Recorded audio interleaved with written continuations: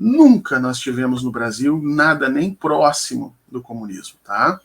Mas, desde 1917, e talvez até um pouco antes, no final do século XIX, nós temos as elites brasileiras utilizando o comunismo como uma forma de ameaçar a população. Então, essa carta do comunismo ela é utilizada no Brasil há muitos anos, né?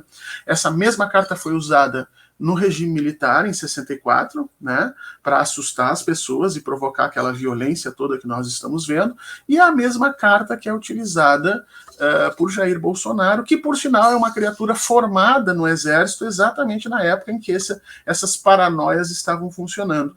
Gabriela, nós nunca chegamos nem perto de nada a respeito disso, mesmo que você olhe o governo João Goulart, e o governo João Goulart dizia assim, a gente vai fazer a reforma agrária. Aí as pessoas dizem, viu, a reforma agrária é característica comunista.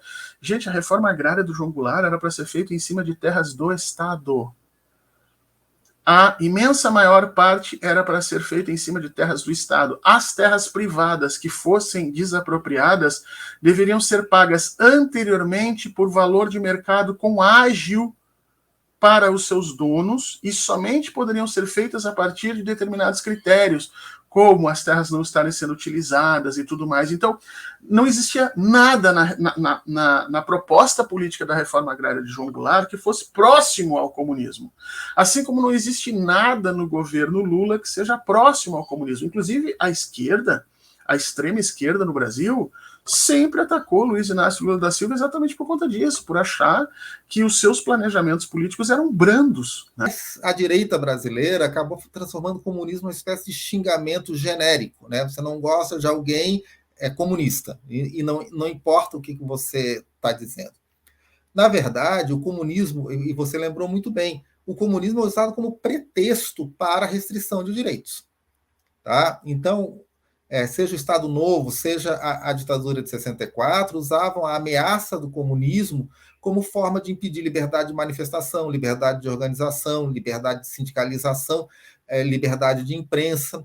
E o bolsonarismo tenta fazer a mesma coisa. Quer dizer, o comunismo é um fantasma, um espantalho que é usado para tentar impedir que determinadas pessoas, determinados grupos se manifestem, apresentem suas reivindicações, coloquem a sua agenda no debate público. Se a gente for olhar, por exemplo, que foram os governos do PT que vão ser acusados como comunistas, e isso quando não se vai mais além, né? O falecido Olavo de Carvalho dizer que os governos do Fernando Henrique já tinham sido comunistas no Brasil. Não foram governos nem comunistas nem socialistas, foram governos que mantiveram a economia capitalista intacta no país. Certo? A economia capitalista, com a propriedade privada dos meios de produção, com a apropriação privada da riqueza, com um padrão de desigualdade material gigantesco no país. Não houve nenhuma tentativa de fazer com que o Estado controlasse a economia, muito menos tentativa de fazer com que os trabalhadores se apropriassem dos meios de produção.